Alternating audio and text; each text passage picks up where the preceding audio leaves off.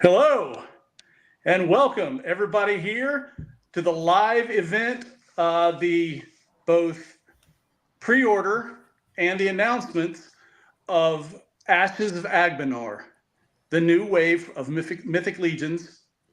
I'm here out in South Carolina, just chilling, trying to recoup from the last 6 months of my life. But back in the studio, we have the ever enigmatic Eric Treadaway and the jovial Jeremy Gerard. And in his home, we have Jim Preziosi. Here I am. Beautiful Oradell, New Jersey. So we're going to show you guys tonight some characters that have been very, very much fan requested. And we're going to show you a couple of characters that are kind of returning from previous waves. And we're going to have a few new surprises for you. So for that, I am going to hand things over to Jeremy. And we appreciate everybody being here. Thank you very much. Ashes of Agbendor. Thanks, Stevie. Jim, thanks for joining us. Jim, correct me if I'm wrong. I've heard that you say that this is your favorite wave of Mythic Legions we've ever done. Is that correct? I believe that I did say that as I was walking out the door today. That's exactly what I said. Well, with that, we're going to get right to it because we've got a very tight schedule. CB, Jim, stick around. I'm going to take you off screen so we can do this reveal, but thank you for joining us to get this started. Thanks a lot, guys. Take it easy. Good luck. Okay, Eric, it's to us now. Okay. We're going to do this. Hear what's going on. Now you can hear what's going on. Yeah, the start of that was in my headphones here because of our audio. So Eric was just listening in silence. That was kind of weird as Cornboy introduced us. A bit awkward, but okay. So this new wave, Ashes of Agbendor, I jokingly just said this is Jim's favorite wave ever, but it's certainly one of mine. Putting this wave together, it felt like an older wave. And I mean that in the sense of like those waves that had so much variety and just, it wasn't as story driven, but this is story driven. It feels like the best of the old in the new, which is very much a theme about this wave. Absolutely. And the year as well. But yeah, we talked a lot about some of those older waves like Siege at Bjorngar and, at the time were smaller waves a lot of times, but where we brought together these groups of characters that were from all different parts of Mythos and different races and types of characters, but had a story element that brought all those characters together in a cohesive way. And especially for back in those early days, that really pulled the narrative together. Yeah. On those waves and gave each one of those characters a lot of purpose. Yep. And so this does in many ways feel like a throwback to that, which I think, we're excited about it. I think everybody in the office has been excited about it as well. Yeah. It's just, there's a lot of, I don't know, like it's got a good vibe to it. Absolutely. Very good vibe. So yeah. There is a story that is a part of this wave that we're going to talk about. We've teased it already, but what we're going to see tonight is really a mix of some older characters from the first age of the realm. This is a time period that we've alluded to in the stories, but we haven't really seen a lot of. The part, this first major story arc, the Rise of the Dark Four, we're seeing them come back to Mythos. But when they first came to Mythos in that first age, there were a certain series of characters and so forth that were part of that story. So we're going to see some of those, but we're also going to see some characters from our more modern type thing. And you just mentioned that's really a theme for this year. Something old, something new. We just saw that with the mystery boxes, and that permeates through this as well. Yes. I mean, it's all ties into us reaching our milestones as a company and with, Mythic Legions itself. We are ourselves doing a lot of looking back and celebrating what's gotten us here to this point, but never forgetting that we constantly are striving to move ahead. And Absolutely. in this case, it's the narrative, it's the quality of the toys and everything else, but it's a nice reflection of what this entire year is encapsulating for us. Excellent. So with that, let's get this show going. Mythic Legions, Ashes of Agbendor. Throughout tonight's show, we're going to be revealing some new characters. If you've watched one of these shows before, you know what this is all about. We're going to show you the photos. We're going to show you their biographies. We're going to show you the prices. And then at the end, we're going to give you the information for the entire wave, how much the all-in price is, what the pre-order length is, because the pre-order does start tonight at 8:30 p.m. Eastern time, which is about the time that this broadcast is set to conclude. So let's talk first about the story here, the Ashes of Agbendor. Now, we shared this already, but it bears repeating here for those that may not have seen it. In the aftermath of the Second Great War, the Legions of Dark have been defeated, but the price paid is a steep one. Many of the realm's greatest heroes have made the ultimate sacrifice, and those who remain are left to rebuild their shattered world. Back in Ophidionn, an old wizard named Shui combs through the charred remains of the library. As Agbendor's new master of records, he works to salvage the great knowledge once contained within the library's halls. He also begins to record stories of the most recent battles. For those who will rule the Mythoss of tomorrow must know of the heroism and sacrifice that helped win the Second Great War and which ended the rise of the Dark Four. This is Mythic Legions, Ashes of Agbendor. So what we're going to see here are characters that this master of records, Shui, is recording, the history that is already in the library, but he's also recording some of these new stories. So we're kind of jumping narratively to a bit of the end here. We're learning some things. We've learned that at least the Dark Four's plans to destroy the realm of Mythoss may not have been successful, but we know that the price paid, as it says here, is a steep one. And I'm excited to hear how we got to that point. Exactly. Yes, there's still a lot of story to tell. But this, this definitely sets the stage for what we're about to do here with this wave. Reveal number one tonight.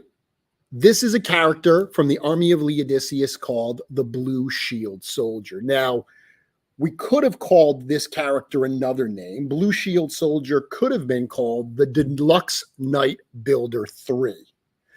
This is a figure that has been heavily requested as a reissue. And that's something that we talked about recently. The idea of like straight all-star style reissues versus new versions of these characters. Absolutely. Yeah. I mean, that's been, again, we're years into this line. And so it's been, a recurring character type that we've been adding into the line. And this is a very requested piece, but it's a character that, we can look at this picture here and see that this is all 1.0 for, first wave parts. We've come a long way since then. So rather than doing a reissue, we wanted to revisit this same concept just in an updated way. Yeah. So this, what you're seeing here, this is that original Deluxe Knight Builder kit from the Covenant of Shadow Wave. As Eric just said, these are the original knight parts that were created over a decade ago. This is the original weapons layout from that first Kickstarter. To just reissue this as is wouldn't be us putting out the best that we can do. So instead, we're giving you this. This is the Blue Shield. This is Deluxe Knight Builder Kit 3. You get an absolute insane amount of parts with this set. Let's break this down a little bit because we have some photos here that from Trevor Williams. All the photos tonight, by the way, are from the amazing 1/6 shooter, Trevor Williams, as always. But we've also got my friend and yours, Joe Vassapolo, right off screen over there with, there you go, with some photos for a live figure cam view that we get to see as well. So this is the build of the Blue Shield. This figure, Eric, was made very much in the spirit of that original. Obviously new parts, but the colors and everything, we basically told Joe, give us a new knight builder kit that has the spirit and look of the old one with the new parts. Yeah, I mean, in some ways, the concept of the, what we did here is just so straightforward and so simple, because we have the parts here where this very much is a total top to bottom redo of that original figure, just similar colors, similar concepts, but so much more than that original actually was. And it just, as Joe was working on this, like, I just kept saying every time I walk in and see this, like, to me, when I was a kid, growing up, always looking for a cool knight toy, this is what was always pictured in my head. I saw there were a lot of like miniatures and, you'd see statues or model kits and things like that kind of had that look, but never really like the action figure that I was looking for. And like, this is just, the classic knight right here.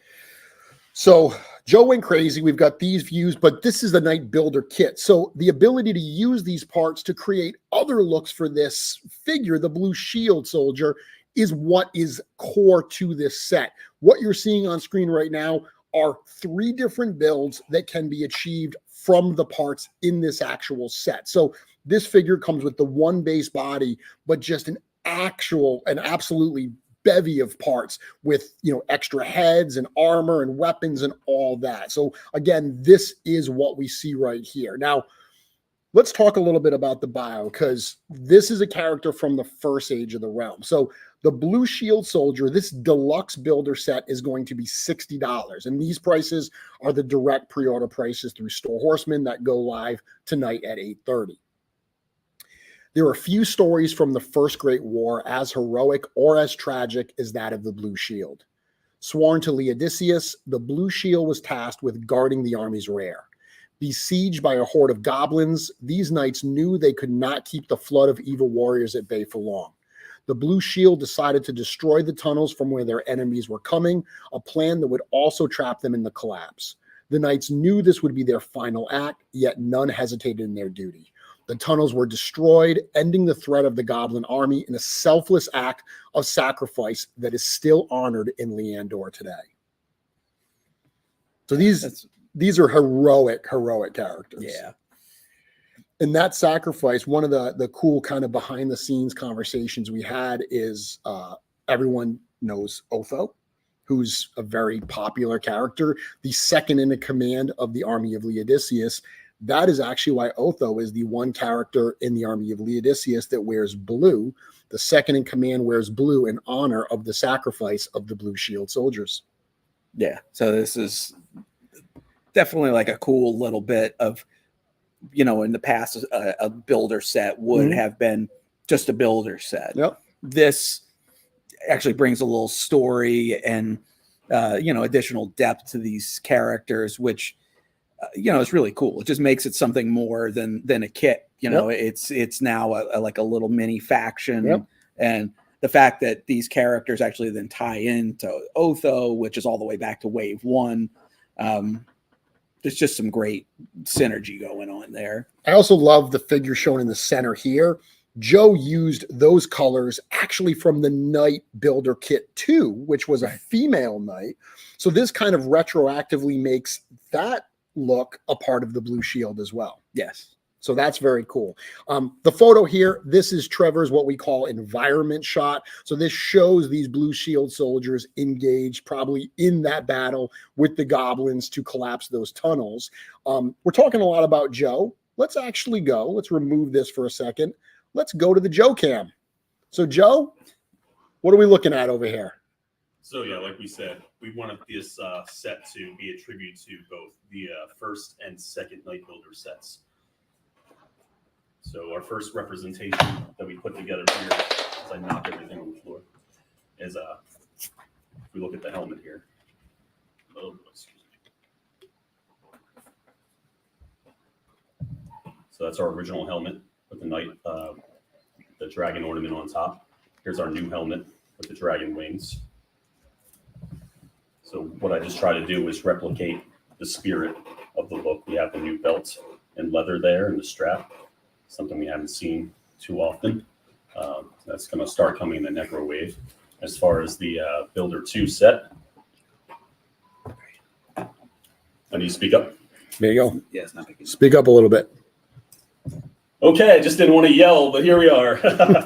So yes, this is the basically the male version of the 2.0 Night Builder set. Just to pay a little homage to that, because I may actually like this one a bit more than the first. So that's why we went ahead and threw these parts in. These are not soft goods. This is the plastic original tunic painted over. But yeah, I can't help but point out that this comes with so many different heads. We have the ones from the Night Builder, the Valiant Knight. Again, this type of helmet was in the second Night Builder set. So that is our 1.0 version, sized up. And we get to see this again. Really excited for it. This kind of jousting helm with the feathers. And inside we have a new face. And that should be swappable between helmets. That's the plan. So if you have a couple of these, you can put it into any other character that has this helmet type. Switch off the visors too. And just a quick thing I'd like to go over, because I know I was curious. I know people are going to say, how close are these parts to other figures coming out? So just a quick reference. There's none of a Dalric on our new knight, so that should go over well. The silvers are very close. And as for Enoch, this is one of his helmets. It's a slightly duller color, but you switch it around, it should go well. And one part I do not have on these guys is what is underneath the fabric. So this is the chest plate that you'll have underneath. It has a bit more detail than ones we've released before, but again, that is a tribute to the first Night Builder set that came out. So there's a lot of distinctive looks that you can get out of this one set, and all of your extra parts can be put on other knights that are in upcoming waves, Necronominus, and All-Star 6. Awesome. Joe, you got to save some for the pop and swap show that we're going to do. That's right. That's right. Okay. So again, that is the first of the reveals. Eric, you ready to move on to the next one? Let's do it. Okay. We have a schedule to keep here. Reveal number 2. Here we go again, Eric. So we saw this a lot last year. We saw this Year of the Dwarf. And I mean, let's be honest, we were really good to the dwarf fans last year. Yeah, we had a lot of fun with that. We had a fun, but Year of the Dwarf feels so 2023. This is 2024. I don't think this is the Year of the Dwarf. I think that there's another group from under the Grey Vein Mountains that is ready to have their time. This is the Year of the Goblins, starting, of course, with the 1,000 swigs that are out there in the realm of Mythos causing havoc. I feel like they had something to do with this next reveal. I think so.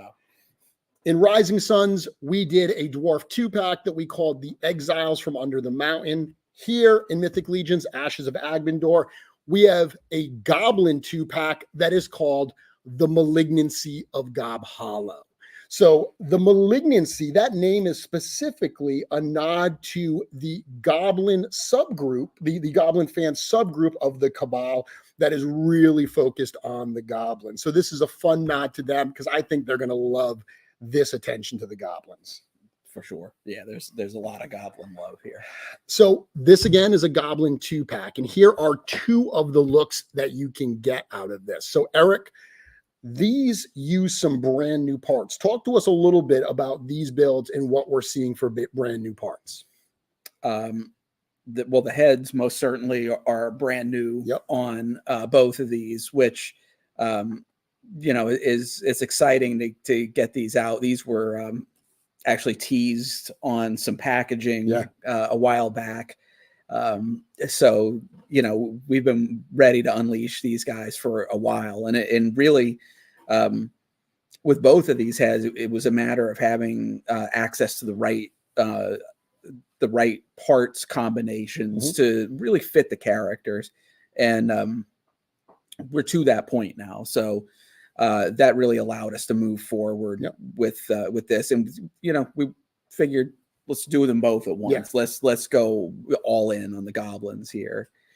So as I said, the heads are both new on these. In this particular build here on the hooded goblin, we're seeing, I can't remember if we've used them at all or not, but they're new goblin bear thighs. Yep, brand new. And then the upper arms and like down to the gauntlets are new 2.0, like again bear, like unarmored arms, similar to the IS look, but in a more less alien proportion. Yep. This is one set of builds. This is another set of builds you can get with this. So you can see that the 1.0 goblin, we've swapped in some upper arms there. Those are actually the upper arms that came with Poxus originally. Yes. Yeah. Yeah. We've seen on the Red Death Yep. as well. Yep. So we've got that. And then we've got the what we've seen as that 2.0 goblin with the armored arms. The fact that it comes with both the bear arms and the armored arms. And these are two heads that we've seen before, but repainted and presented slightly differently to create these characters. And all in all, this is what you're going to get. So this is the two figures, all of the different parts that you get here. As you can see, 4 different heads, 2 sets of upper arms for both of them, additional, upper legs for the 2.0 goblin.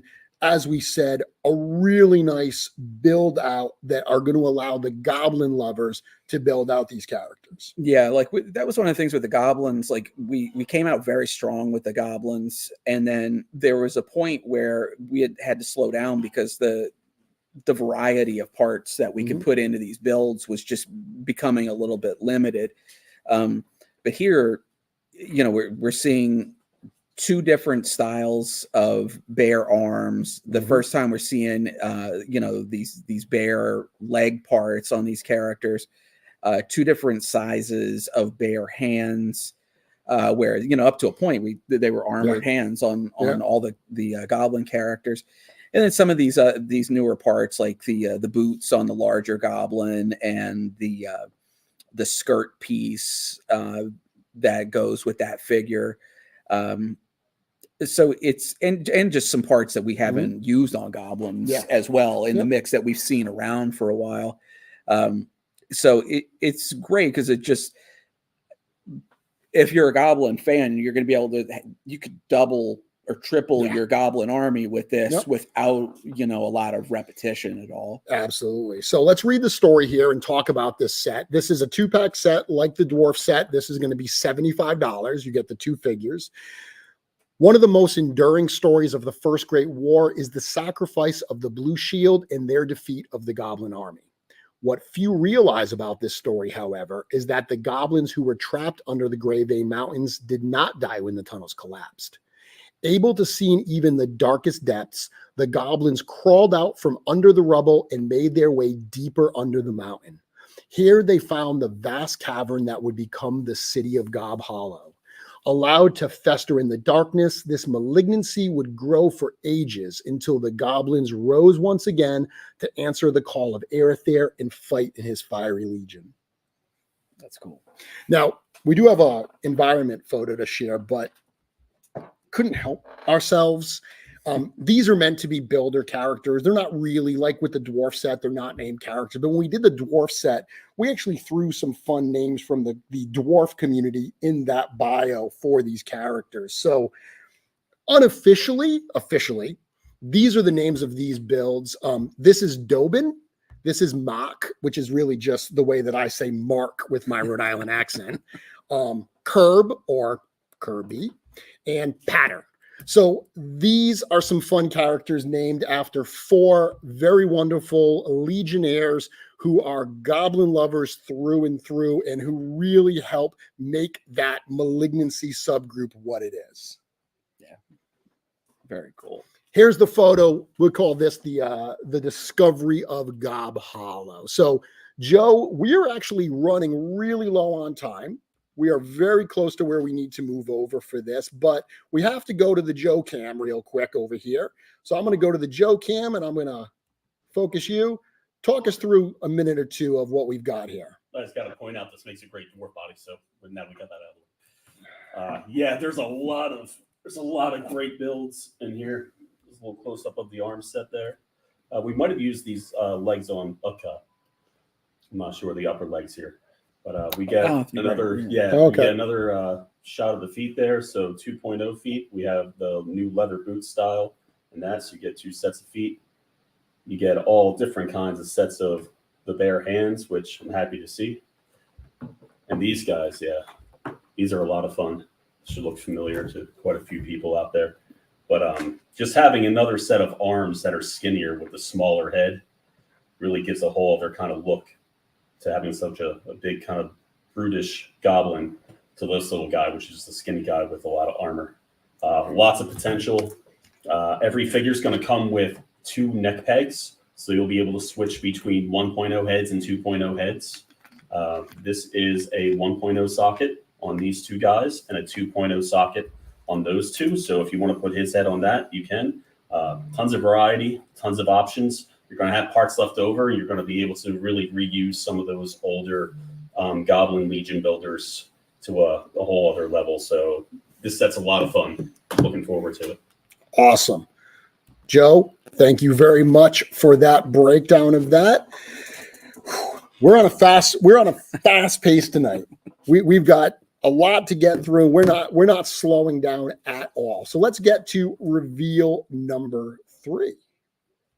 So we've already seen a knight set and a goblin set, 2 races that are prominent in Mythos, but races that we've also released a number of characters. We've done a lot of goblins. We've certainly done a lot of knights. There was a number of other types of characters and races in Mythos that we've wanted to get back to for a while. And I suggest that this is one of them.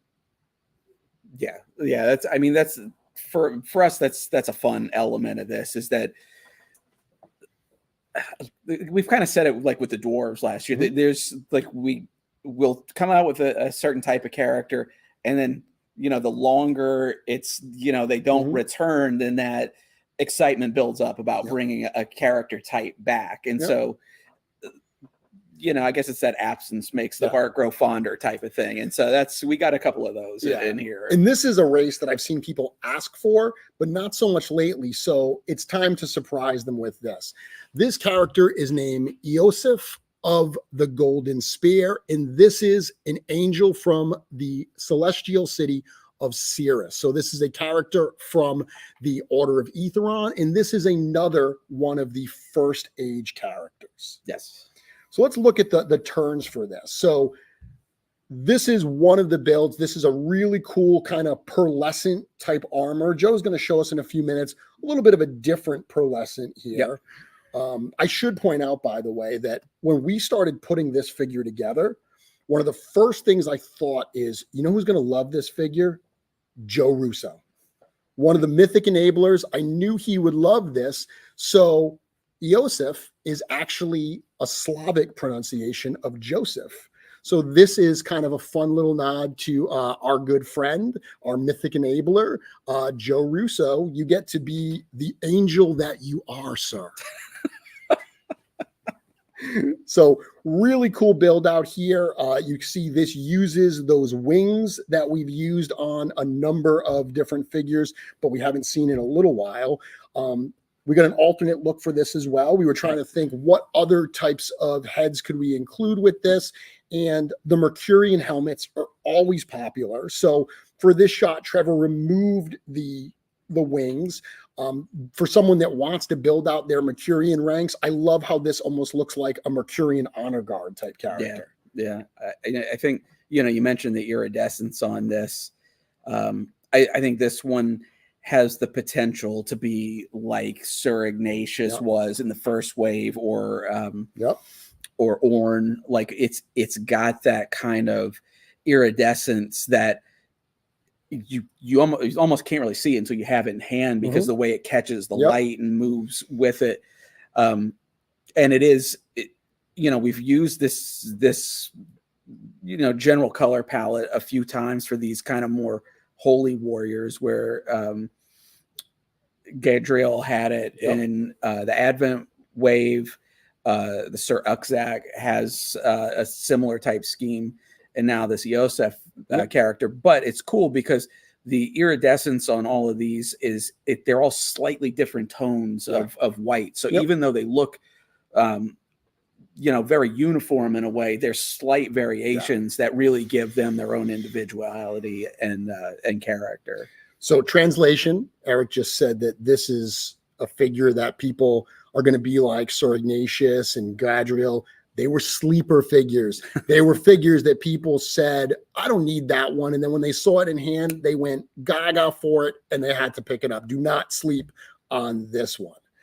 This is the loadout you get here, like we've been doing with a lot of these figures. And we should point out, by the way, that both that blue shield that we showed at the start and this character here, these do use the new Knight bodies. These have the increased range of motion that we introduced in the Necronominous wave and we saw on the Valiant Knight. So you're going to get that type of movement out of these figures along with this full build out. Let's read this character's bio. Again, this is another First Age character. This is an angel character. And actually, before we read the bio, it's worth pointing out this is a deluxe figure. But we've actually lowered the price. So this is going to be a $40 figure. In the past, deluxe figures like Varg or even the Dark Four characters, they were $45 figures at that deluxe price point.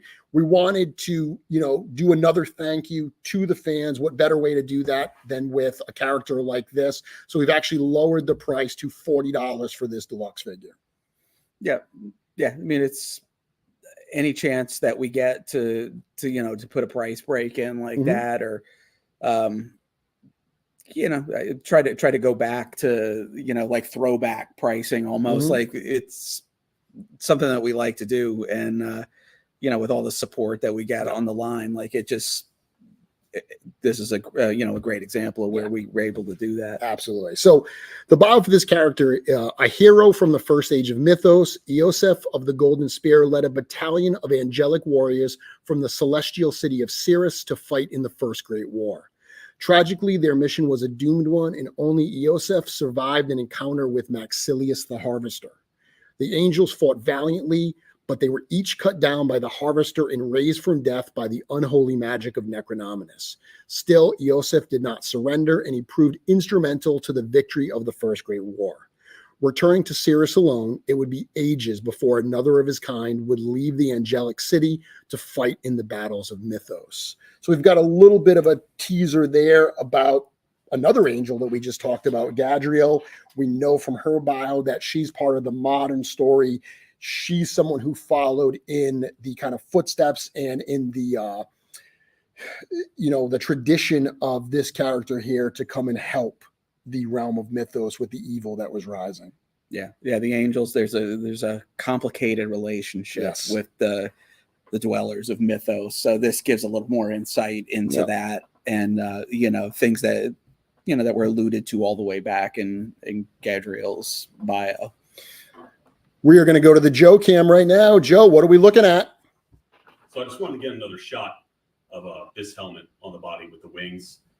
Love the paintwork that went into this. Like we said, it's one of the more popular helmets that we have, so it's good to get it out there again. The magic running around this spear, it's got a nice iridescent gold tinge to it. So lots of new colors, experimentation there. And I know people are going to ask, so this is the difference in armor color. If you want to take a screenshot of that, this looks a little more on the yellow side. There's actually a little hint of green on him. Oh, sorry about that. Oopsies. So yeah, you don't notice it unless you put it next to the other one. But again, it's another nice distinctive look. And let's give this a swap around here. So this helmet will come with both face plates, so you can swap them out. And there's the handsome fellow underneath. So we're looking good there. Another use of the Zydlernian Guard helmet. Always happy to see that. But yeah, looking forward to this guy, and you'll be able to add between the three different heads, three different angel character looks from one character. So it was good to see that again. And even so, without the mask, honestly, that's a pretty cool look there too. So lots Excellent. of potential in this guy. Lots of fun. Excellent. Joe, thank you so much. We're going to move forward on this. Not a lot of time to linger. Not a lot of time. Not a lot of time. We might have wanted to give ourselves a little bit more time here. But it's okay. We want to get this all out to you because we are so excited. We've been bursting with energy to share this with everybody since this wave started getting worked on. And we're at Reveal 4.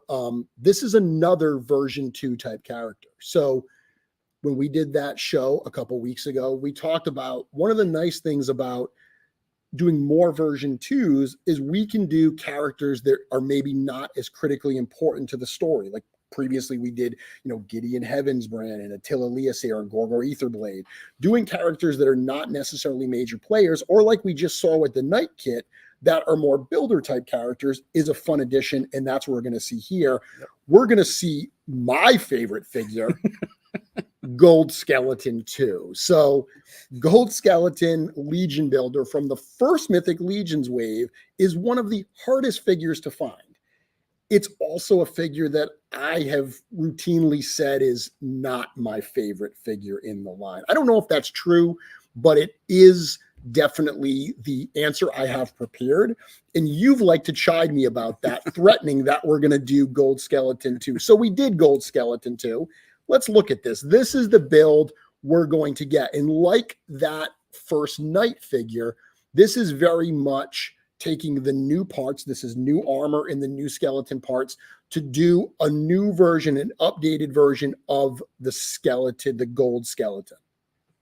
Yeah. I mean, I've always liked the Gold Skeleton. I like just in general doing the variety of colors on the skeletons. Yeah. I don't know. It's cool. And so this is a great update because I mean, this is really utilizing the upgrades that we've done in the past couple of years, and specifically the Necronominus wave, because you've got the combination here of updated skeleton parts and the updated armor parts, which all come together for a fully updated new figure. Well, speaking of updated, I think the problem I've always had with the Gold Skeleton is, why does this skeleton have golden bones? I think that is the reason that I could never get into it. So we had these discussions and we said, why does these skeletons have golden bones? What kind of character would have golden bones?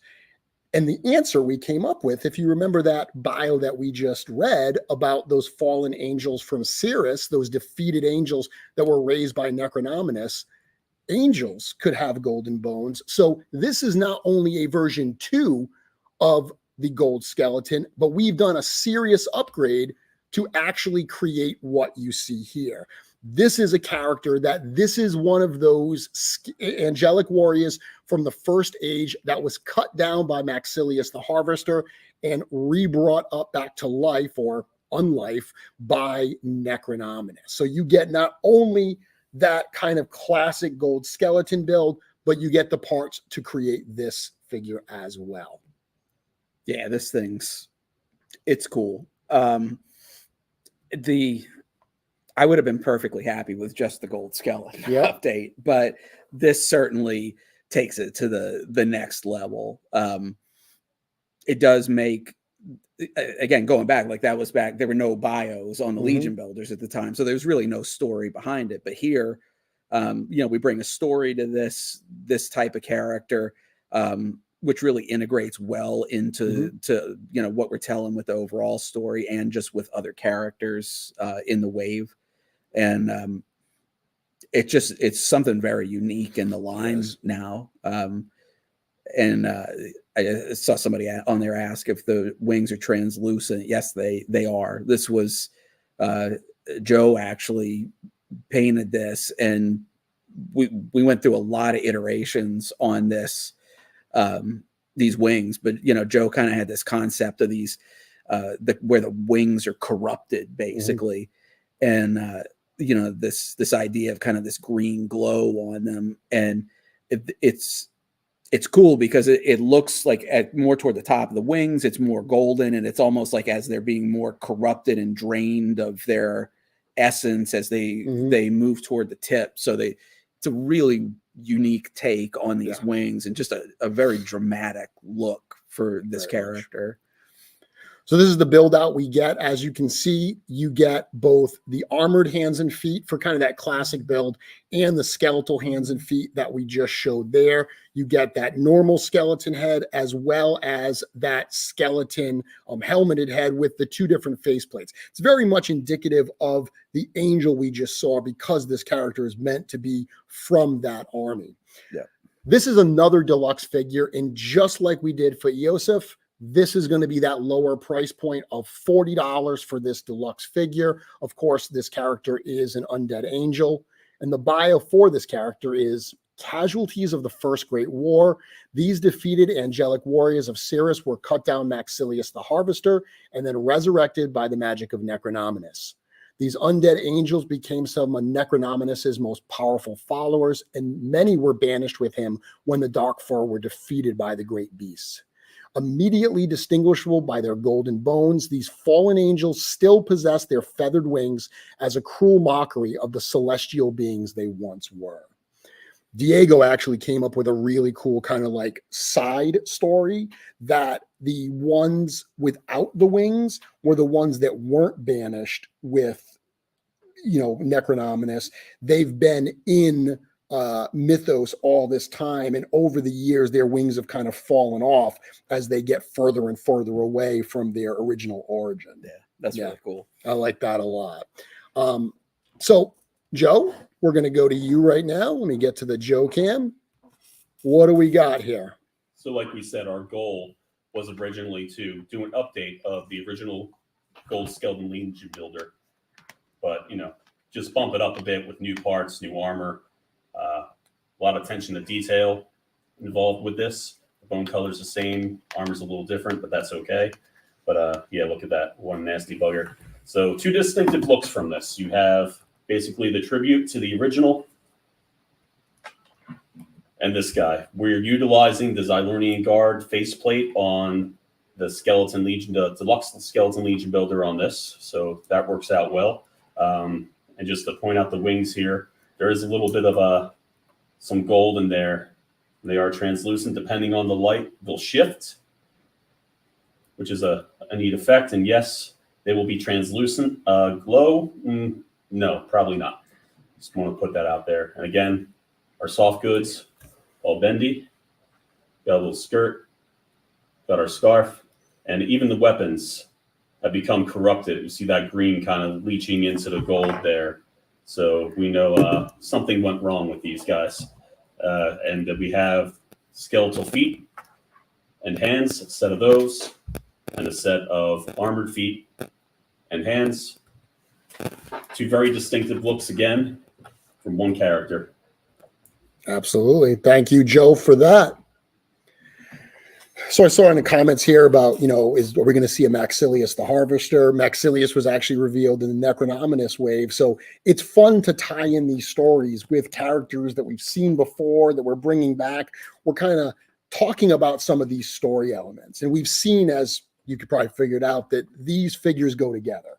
So the blue shield went with the malignancy of Gob Hollow. Eosef went with the gold skeleton. Those are some figures from the first age of the realm. But we talked about looking backwards and looking to our modern time. We're going to now look at some characters from more the modern part of the story. Yeah.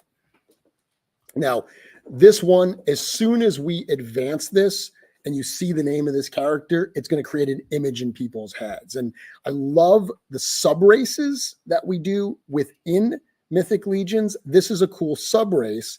This is actually a frost ogre. So the photo that we're about to show you, the environment shot we're gonna bring up, this is the first shot that Trevor took for this wave. One of my favorites. He loves those winter type shots, and I really think this one just captures the coolness of that frost ogre. Like, look at this absolute beast of a character. Just like a pure fantasy. Oh,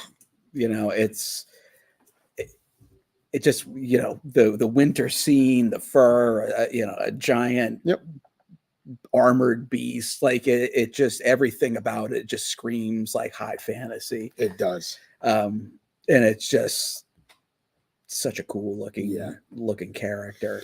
So these are parts that already exist in the line. In this wave, you know, you're going to see some new things in this wave. We saw those new heads and those new parts on the goblins. This wave are parts that have been tooled already. This is a wave. We've done a lot of waves, Necronominus, All-Star 6, Rising Suns, that have a lot of new tooling. We want to mix that up with waves like this that utilize some of that tooling so there can be, you know, faster production times on that. We're always trying to push that. So I love that challenge. I love new parts. Don't get me wrong. I know you love new parts. I love new, innovative, exciting ways to present these parts. And that's what we're seeing here. Looking at this photo, I know this is an ogre build, but he looks so bulked up with those furs on. Yeah. Yeah. It's, I mean, looking at these familiar parts, especially, I mean, this is Kurzog's head. This is the first ogre head that was really even sculpted for this body. And to see it so redefined here with the paint, I don't like, I mean, the head's pretty small in these shots, but like especially when you get in, you know, in close to the face, like it's some of the subtle variations in tones and colors on it. We'll get more into the decision on this head here in a second, but no, this was not initially the head that was going to be like the main head on this figure, but we love the paint on it so much. This became like the, you know, the standard head for this figure. It did. So this is what the character looks like without those furs on. That's totally removable. To your point that this head wasn't the original head. The original head was actually this one. Yeah. We painted them both up to see which one we liked best. And in true Four Horsemen fashion, we decided to give you both of them. So this is essentially an ogre with almost like an ogre like accessory pack included, because not only do you get both heads, 2 sets of helmet attachments, the removable helmet, you get 2 lower arm gauntlets, those slip-ons, you get the actual like armor gauntlets in the wraps, you get the shoulder armor, and you get 2 of the straps. I love how it looks with both of the straps across the chest, plus of course those soft goods. Yeah, this one has also has a very bulky kind of squarish look. With just that combination of the pauldrons and the wide horns on the head, the double straps and all that. But yeah, I mean, you know, if that other head was never painted, I think everybody would be perfectly happy with this release. But there was just something about that other one. It just had a haunting look to it. But I mean, these two are so different. I mean, these could, if you're setting up your display, these could easily be 2 different races of characters. I mean, this one's more frost giant in appearance, whereas the other one's more frost ogre. So this again is an ogre scale figure, which means it's going to stand about like 9 inches tall. That's about what they come in at. It's going to be $65. And the bio for this character is savage brutes who dwell in the harsh colds on the borders of the white spine. Frost ogres are often enlisted by Alithia's brood to act as guardians of the vampire's fortress, the Bloodless Throne. Hiding amidst the snow and ice, frost ogres will ambush any travelers who are foolish enough to venture into their lands, dragging them back to their icy lairs to an end too terrible to contemplate. You do not want to encounter these guys in the colds of the Bloodless Throne up there in the white spine. No, I like the just kind of the between the ice trolls and frost ogres and some of these horrors of the northern realms that it sets this very like unpredictable you know, kind of atmosphere up there. And I thought aligning these guys with the vampires was a really interesting and cool combination of character types. I love it. Yeah. All right, Joe, we're picking up some time here. We're doing better. So I'm gonna give you a minute. Go ahead. You got solo layout. What are we looking at? All right. So yes, two again very distinctive looks with these guys. This is the second use of the Archimedes headpiece, but just a shot without it. It's looking pretty cool. Again, a repaint of this. It's nice to get another use out of that. So that's a lot of fun. There's a variation soft good that's on this. That's just the whole place for tonight. But the real colors we're looking at are on this guy, not to cause any confusion there. Also comes with another set of horns. So this is another look we can have. Those are very cool. And again, you have the arm wraps and the armored forearms. Those can get swapped out. Comes with both. So even within these two, there will be a couple extra parts for your other ogres. This would look good on plenty of the other figures, which we'll show at another time. But yeah, I'm very excited for this. Excellent. Thank you very much, Joe. And thank you very much for everyone who is tuning in so far tonight. I know there's a number of people out there that are doing kind of like watch parties. They're having some Mythic Pizza and so forth. Thank you to everyone that is out there doing that. There's also going to be some people after this that are doing some recap shows. I know Offworld is going to be doing a recap show. So if we're done and you still need more Mythic goodness, definitely check some of those out because I know there's going to be some cool stuff out there as well. Speaking of cool stuff, are you ready to show them the coolest figure in this entire wave? Absolutely. You are. Absolutely. Okay. This is my favorite figure in the wave. This is something that I think a number of people are going to be excited for a few different reasons. This is a character from the Xylonis flock. The character's name is Kaipacha. And this character is a classic looking thief, like a rogue character. And not only is it a rogue character, I do love my classic D&D thieves, but it is a Jagualian. Yes. It is a Jagualian thief. I swear to you, I did not intentionally make this a cat burglar. That is totally something I would do, but I didn't realize it until after that we had created a cat burglar. But oof. I'm just going to throw that out there. I had to address that so someone else didn't say it. We are aware of how silly that is. Yeah, it would have been on here. It would have been within on there in seconds. moments. Yeah. But I love this build here in all seriousness. I do love the critter characters, the Jagualians. I love a lot. I love that this is a realistic. It's the most realistic one we've done since the original Jagualian Balam. Right. Yeah. No, it's amazing to just how much it's transformed this head. It looks completely appropriate here. Like it looks like something brand new. The same goes for the body itself. Like that combination of parts and with these colors on it brings something really new to the table. And from the very beginning of doing some of these parts that we've created over the past few years, like we've known we wanted to do a classic rogue type character, and it's been something that's been requested. It's just been a question of when do we fit it in, how do we fit it in, and the time was right, and this just like hits all the right notes for this type of character. So obviously the soft goods and that collar are removable, so you can get it down to this look here. We've got the brown, basically fabric parts of the boots that were introduced on Marley, but presented here in those black leathers. We've got the rare view here of this character, but a thief is only as good as his like heist crew. So we wanted to give this particular character some alternate looks so you can create a little crew.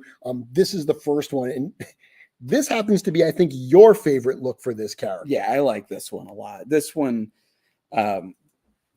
just like screams old school tabletop gaming, character creation type stuff. I like I like the other one too, but I think with this one, with the inclusion of the hood, that sells the rogue element for a little bit more for me, just at least for the picture in my head of this. And I like that it's a hooded character, but in that green and like, more monstrous here. So yeah, I think the combination of everything comes together in a great way. Great way. So this is the loadout you're going to get with this character. Literally all the daggers in Mythos apparently belong to this character. You get 4 daggers, 2 of those short swords, a variety of hands, those little pouches, the keys. This is so crazy, but little stuff like that makes me so happy to be able to add those little clip-on pouches and things like keys and stuff, because it really adds so much to these builds. I love that as well. That's one of the things over the past few waves, especially, we've been able to build up more of these little accessories and kind of character builders. Like they really it's just those little things like putting, those pouches on the belt. Like it starts to tell a little bit more of a story about that character. And certainly the keys really sells in, this thief rogue type of a character. So the more and more of that stuff that we create, it's just so much fun to add to these. So there is a third head as well. This is the Shadow Elf head. And it's funny. So a few weeks ago, Noah Pratt, another one of the Mythic enablers, we talked about Joe earlier, he sent me a message because they were doing this kind of adventure party where they were creating their own characters. And he did a rogue character that used very similar parts. And he said, I imagine you were going to do something like this, or, you may down the road, or maybe it's already in the works, but he showed a very similar rogue type build. And I just kind of gave him a wink. And I was like, yeah, you may see that at some point. So, I've unofficially named this particular character here, Noah Shadowstring, which is a little bit of a nod to Noah's character. So we get 2 enablers in this particular wave. I mean, talk about stats. So the bio for this character, Kaipacha, is of course a standard figure. He's going to come in at $37. A Jagualian thief who has had more than one stay in the cells of Castle Silverhorn, Kaipacha proved to be an unlikely hero in the Second Great War. Part of a team that ventured into the colds of the White Spine to rescue Queen Artemis Silvercord, the entire party was captured by a band of frost ogres. The Jagualian was the only one to escape, and he was forced to continue on alone towards his most daring heist ever, sneaking past the defenses of the bloodless throne and making off with the Queen of Xylernia. Leaving Artemis in the care of the Whisperlings, Kaipacha returned to the White Spine. If his team was still alive, he was determined to free them. So I love this little heist story that we're building here. Like, I want to see that heist story so badly. I'm sure you can make that happen at some point. Very cool. Very cool. Joe, what do we got on the Joe Cam? Got a little closer look at the Han Solo mythos here. The scoundrel that saves the princess. So yeah, look at this. Awesome paintwork on this head. It is the second, true biological look of a cat so far. Maybe the third, now that I think about it, because we had the Panther. We'll toss it on later. But yeah, he comes with this set of keys, ready to get in anywhere. Comes with the tail. Another use of these boots from Marley again. Great to see that. And this cloak, I love these cloaks. Fully formed across the front. And one of my favorite features, dual wield, right? So every set of daggers, there's 2 of them. So you can have 2 there. It's a very, very fun character to mess around with. And just take a second to pop on the other head here. There we go. So this is an orc. This is not a vampire orc. It is intended to be just an orc kind of thief here, but make it whatever you want. Love how the eyes kind of have a glow inside that hood. Oh, that's creepy, right? But yeah, lots of possibilities with this. Lots of fun. Love the colors. Glad to have it sooner than later. Excellent. Thank you, Joe. So this next one is another one that I feel like as soon as I advance the slide, people are going to have an image in their head of what they're about to get. Another cool subrace for Mythic Legions. Let's look at the Shadow Centaur.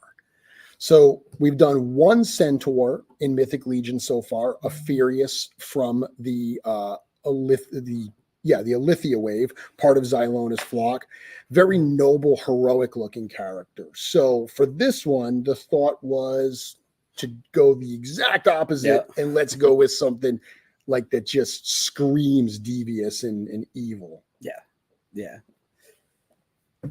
So I really like the Centaur figure. I love Ophidionn, one of my favorites. And then I saw this character and I saw how this looks with the armor and all these pieces, and absolutely blown away. And this is a character that actually has some new pieces on it. So talk to us a little bit about what we're seeing that's new on this build.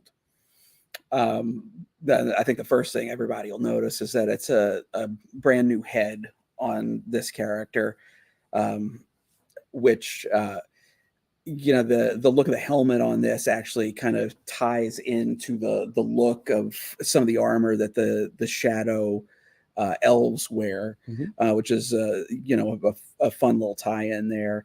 And then one of the things that we, when we started putting this figure together, that hadn't initially struck us, but then as soon as we started putting it together, we saw it immediately.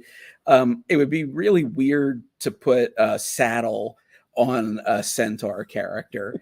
I don't know. It just kind of sets the wrong tone for the character. So we came up with a new armor piece that, of course, this would work on the horses as well. But that if anybody who's familiar with the in the Poxus wave, the way that we've done the rear armor on the horses, they need the saddle to attach to work with the figure. And so this armor piece works the same way as the saddle. It's kind of a stand-in, and so then the rear armor can connect to that, so you can get the full look here. So again, unlike a Farius, we went with a heavily armored look on the horse here. Even some the blanket from the Rising Suns wave, we were able to sneak into this. And so it's just a cool remix of parts on this that get this really just gorgeous look on this character. And this is another one where I think the paint on this, when you have it in hand, like it's got a depth to it, the way it catches the light when you move it around. And so it's a very shadowy looking character. It's lots of nice deep colors on it. And one thing that we did with this as well is, although there's a lot of similar notes that we hit here to the Shadow elves, it's things are a little different. Like the skin tone is different on this. It's a more desaturated blue on this. A lot of people were responding really well to it in the studio. I said that I would love to paint or like a room in my house this color. Cool. Dan said he would like to paint a motorcycle this color. So we got an alternate head too. Oh, that's right. Yeah, we got it. So this is not a named character. This is, a subrace. We're going to see from the bio in a moment. This is a group of characters. So you also get this look here, which is a repaint of a figure we've just seen recently, the Tharnog head from the Poxus wave. That looks great on this build as well. It really does. And just a completely different feel for the character. With black teeth, like so evil. He's got black, like big teeth, tusks. Oh. So this is the build out that you get. This is the loadout, the armor, the weapons. The Centaur figure, the Shadow Centaur, is going to come in at $65. The bio is, while centaurs are somewhat common amongst the species of Mythos, their shadow cousins have long been nothing more than a horrific memory from the first age of the realm. As Poxus returns to Mythos, he opens the Nether Gate and allows a stampede of these nightmares to terrorize Mythos once again. As the deadliest hunters in the circle, Poxus sends his shadow centaurs to seek out and slay the leaders of the convocation. Breaking into the Tower of Basilia, the shadow centaurs hunt their prey, but a familiar-looking necromancer and the spirits of the scholars who once defended those halls of learning stand resolutely in their way. So this figure in this story is really part of this Ashes of Agbendor. As we're going to read in the story of Mythic Legions, this attack by the Circle of Poxus upon their return, they immediately target Ophidionn. They immediately target, the Tower of Basilia and the Great Library of Agbendor, and that's what's part of this story. These shadow centaurs or hunters that are sent after the leaders of the convocation to end their time in Mythos. So we're getting a little bit of some sneak peek at some storyline elements that are going to be introduced actually in book 2 of the Mythic Legion story. It's cool here because the Basilia has been somewhat of a mysterious element within the story so far, and all of a sudden to see all this focus on Ophidionn and Basilia is a great foray into that world that we've just gotten a little taste of so far. Yeah. Joe, what do you have to show us here? So I just wanted to point out how we followed some of the same notes for our shadow elves with the centaurs. So this is a lightly armored character, and this is a more heavily armored character. So just to get a better shot of the saddle, or not saddle, but the back armor there, that's what we're looking at. As you can see, no stirrups, because don't want to make these guys angrier than they already are. And as far as flesh tones go, this is the difference. If you want to screenshot this, so it's closer to like a grayish blue compared to this midnight blue that we've seen before. But man, that is striking. That's one nasty looking fellow. They're hunters, so they come with their bow and arrows, their quiver. Very imposing guys. So looking forward to this. Another reuse of the pauldrons from Gorgo Aetherblade 2. And another great use of the belt from Calazir. Just a great combination of parts here. And I just can't help but point out, we've had a tease of this character for a while. This is one of the miniatures that we designed for potential future projects that has the same exact head there. There we go. So we've seen teases of this before, and finally we get it in the scale it was meant to be. Very cool. Very cool. Okay, so we are on reveal number 8, and this is another version 2 character that we're seeing in this wave, and I think some people in the chat were kind of calling this one. I think they're seeing the pattern that we've established of these verses. We just mentioned that as the Shadow Centaurs invade the tower looking for the leaders, a familiar-looking necromancer stands in their way. I know that the only necromancer that I know in Mythos, so far at least, is as a spirit bender. So this is a character, very popular character, actually one of my favorites, that another perfect example of being able to go to a character that didn't maybe seem like a major character, but with how cool this is, I think Azra's got a very important role to play in this story. Yeah. This might be my favorite of Trevor's shots from this wave. This is as a spirit bender 2, raising the spirits of past scholars from the convocation who are going to defend the tower and defend the library from the Circle of Poxus. Now, of course, he used your friend and mine, Blue Hagnon, in this, but with a skeleton head, so it doesn't look very Hagnon-y. This figure right here, this look in this figure is to me, another great example of what we can do with a version 2 versus a straight reissue. Because when you look at this figure really reads as a spirit bender, but we've added some things to this character, to this figure, that we didn't have available in that first wave, in that Advent of Decay wave. Talk us through the build on this. Yeah, I mean, this actually, to step back for a second, I got to go back to that Trevor photo for a second. Yeah, this is amazing. Like, this is poster material. Yes. If there ever was poster material. Yes, just so creative, and just the mood is so well captured. It's just awesome. I love it. All right, as far as the build, yeah, I mean, this is just like what the potential for a 2.0 is. And, you know, there's, on the one end of the spectrum, there's like the Atlas 2.0, which is a top to bottom, like rebuild. But this is one where it's, you know, benefiting. This is like the fruits of our labor from making all of these new parts over the past few years, and like just going back and revisiting a figure and upgrading it. So, can you turn her back around again? Sure. Just so I can. All right. Yeah. So, like, I mean, even down to just back in when we first made this character, we had such a limited number of like magical staffs to choose from. Yep. Now she's got this really cool magical staff that plays into her, like the color of the character and the color of the magic effects.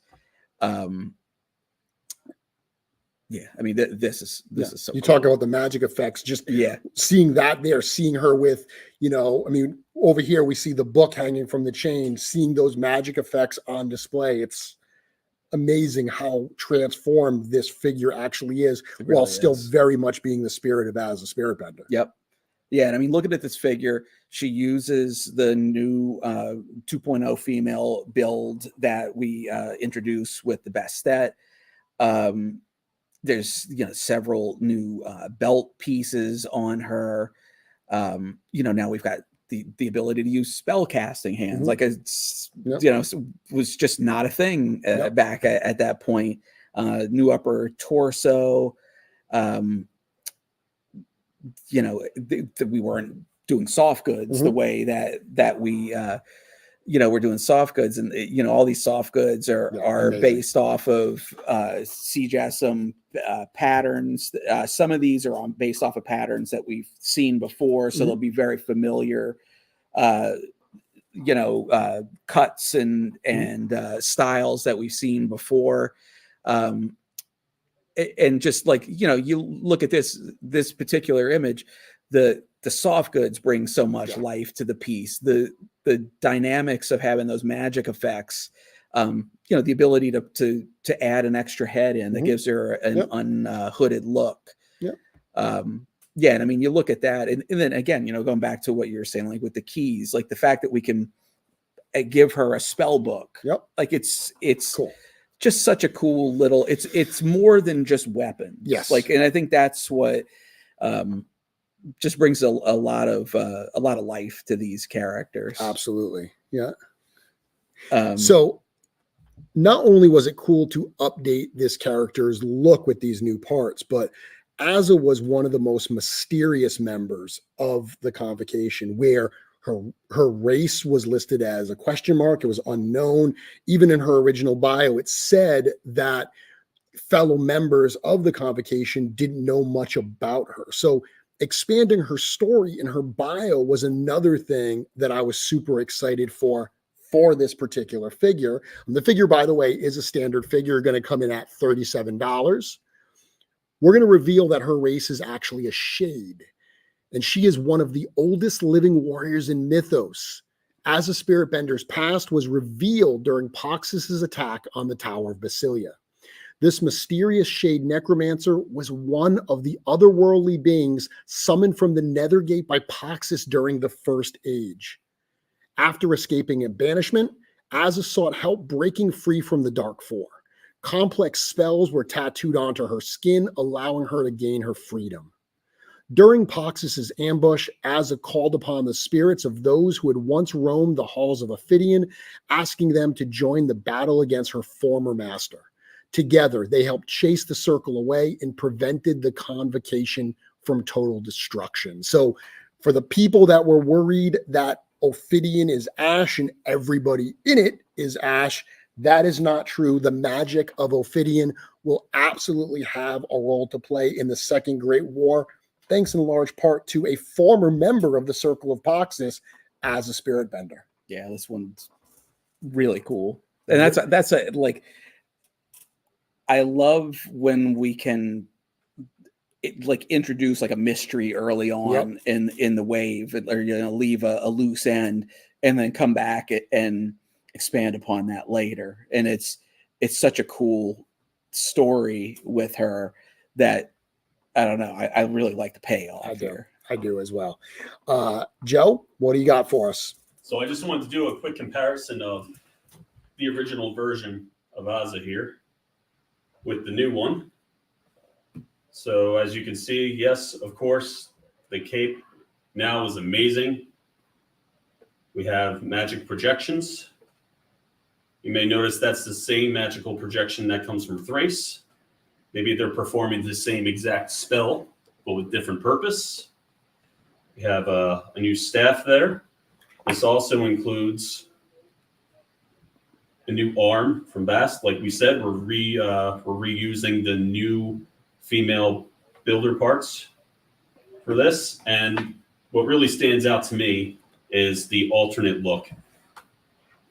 Again, more use of the magical effects there. Comes with a book, an update version of her sword, a dagger and sheath, another set of hands, but wow, she's amazing. Thank you, Joe. And Eric, that's going to bring us to the final reveal of the night. So the final reveal of the night is actually a character that's been with us this whole time. So right at the start of tonight, we talked about the new Master of Records at the Library of Agbendor. The Convocation is a faction that has been, less characters in it. They're mysterious. They're smaller numbers. But in this particular wave, we're going to get 2 members of the Convocation of Basilia. You heard the name at the start of the show. Shui is how you say this. Almost got through it. But this is the character that is at the center of this story. This is the wizard who is returned to the library to record these particular stories. Eric, this is another figure with some new parts and a new look, both a new head and some new soft goods. Talk us through this particular character here, who we teased, by the way, in the post we did yesterday. We showed kind of that little staff area there, nice artful crop so you couldn't see the character, but this is the full reveal. Yeah, this one is like we wanted to, we did very traditional wizard robes with Samir and Arazak, and I think filled what we were looking to, like a certain, I guess, like archetype that we wanted to hit with the wizards. And then this one, we wanted to go with a different, like a little bit more of a different look, almost like this is almost like a traveler type wizard. And so we wanted to really come up with a build that was very different from the other two, not only in the soft goods, but also the build itself. So this figure is built on basically all new 2.0 parts that we saw for the first time in the Rising Suns reveals. So he's got the leather boots, the leather gauntlets, the full fabric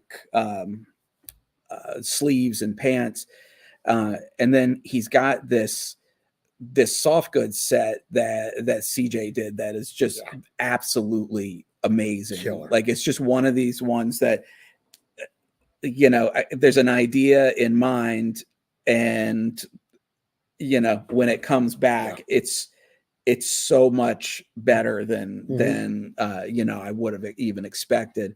I can't remember. Is there a hood up version? There is not. Okay. There is not. So that's Joe can something show us that's something eventually we'll have to get a shot up of the hood up. The hood on that's on this robe is just, it's got such a fantastic look because it's a very very loose fitting hood, but it kind of comes down you know, like the sides of like the lapels on it. Yeah. And then, you know, on top of the wonderful soft goods and the, you know, kind of newer body build on it, he's, you know, being kind of a recorder of records and things like that. You know, he's got the books and scrolls and, you know, the pouch or a satchel full of, you know, writings and things like that, which again is where we're able to, you know, rely on these pieces that we've introduced to the line that you know, they fit this character perfectly. And they just, with the soft goods, we always like this element where we're layering the sculpted parts with soft goods with more sculpted parts on top of it, where they you know, really seamlessly work together. Oh yeah, I forgot about the alternate look. So we've got the alternate look. Some like spectral magic type parts here, both that head, the magic effect, and the hands. Yeah. This was when we, you know, when we look back at what we did with the Poxus wave, Arazak had the red eyes, you know, as kind of like his powered up version. And Samir and Zende both had kind of like the runes going on and the eyes, you know, changed to represent that more powered up look. And so we wanted to do something similar with this character, but at the same time do something that was very different from what we did with the others. And this ended up turning out really well. Cool. Like it really sells the power up mode for him. So you actually get 5 sets of hands, 2 in the spectral kind of look, 3 sets in the normal look, obviously the 2 heads, the 2 necks, those spell books, everything that you just mentioned, lots of cool accessories, the scrolls to really build this character out. And again, we talked about this character being the master of records. He is a standard figure, even with all those soft goods and everything. $37. His bio is a member of the learned. Shui was once a master at the Great Library of Agbendor. When the Circle of Poxus attacked the Tower of Basilia and burned the library to the ground, Shui was one of the scholars who risked his life trying to protect the knowledge contained in that ancient collection. Having survived Poxus's attack in the subsequent battles of the Second Great War, Shui was named the library's new master of records. Returning to Ophidionn to help rebuild the library, he combs through the ashes of Agbendor, searching for tales of the past, while also beginning to record the stories of this modern age of the realm of Mythos. Awesome. So before we talk about the all-in price and we talk about the pre-order length and all that, let's go one final time. We're going to go over to Mr. Joe. Joe, what do you got to show us here? Oh, it looks like we've got that hood that Eric was asking about. Yes, so this has a really good range. We can get pretty low coverage. That's about as low as it'll go. Very mysterious, right? And you can set it back. So right there, again, everything's wired and looking good. He's got his 3 favorite books with spells at the ready. Lots of soft goods. We have the hood, the coat, and the skirt, but without. Here's the build underneath. So again, another awesome look from this guy without the soft goods with the powered up pieces on there. Alternate hands, magic effect. Yeah, a very, very awesome addition to the line here. Awesome. 1 second, Joe. Gotta post this. There we go.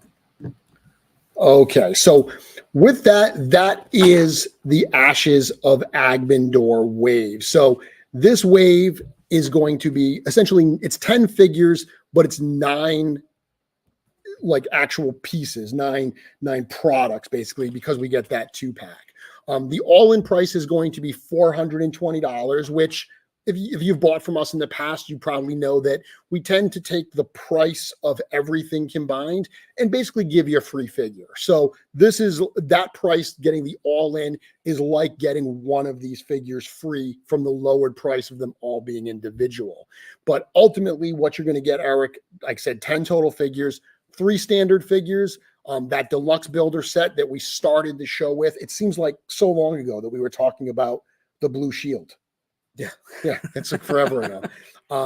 You get that 2-pack set of the 2 goblins. You get the 2 deluxe figures, which are the angel and the gold skeleton. You of course get the ogre and you get the centaur. $420 for everything we get there. Seeing this picture, I love the variety. We said this at the top of the show. The variety in this wave, I think this really shows that variety.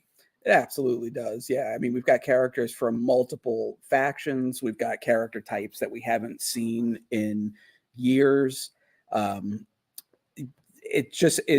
we said, like, it goes back to some of those early waves, like Covenant of Shadow, that just brings these characters together from all different places in Mythos, plops them into one narrative, and from just an action figure lineup standpoint, it gives us a variety of colors and sizes and shapes that just aesthetically is a great great combination.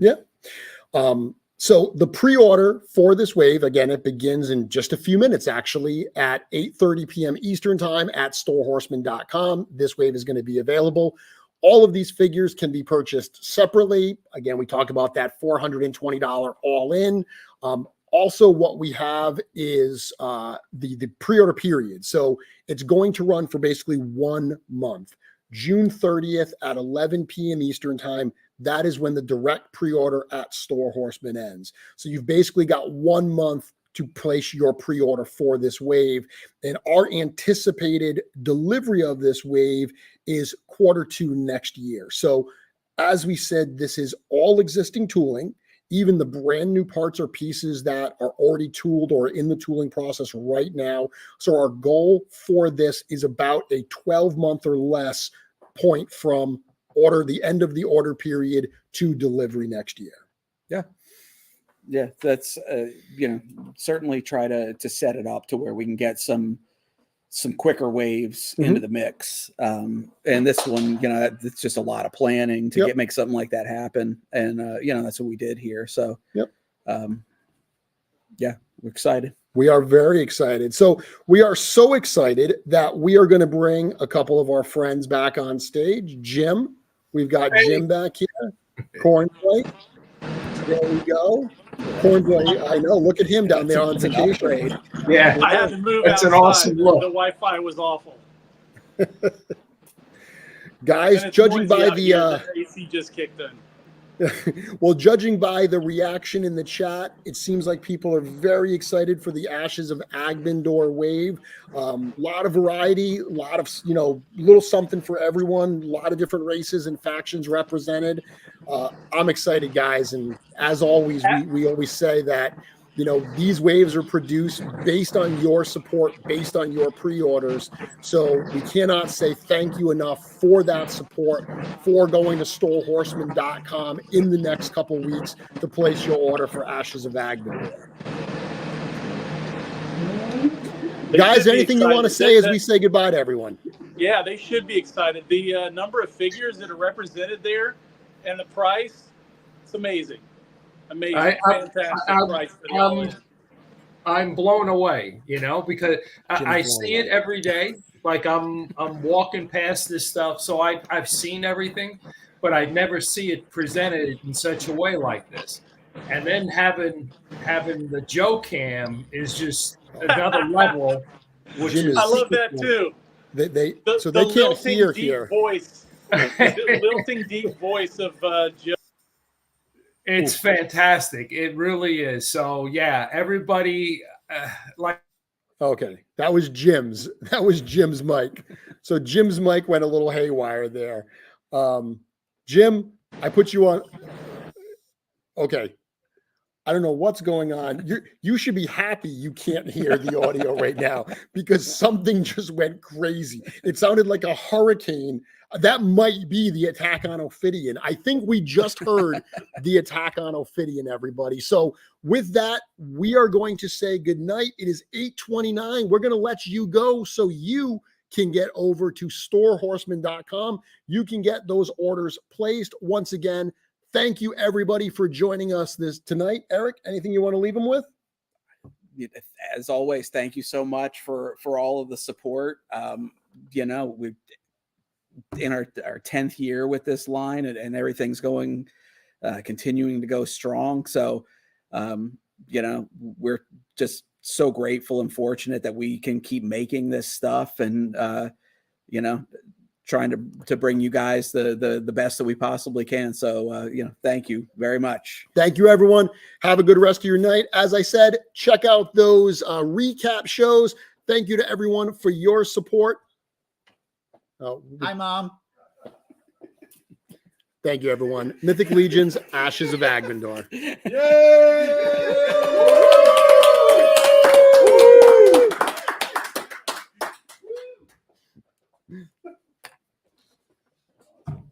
Yeah.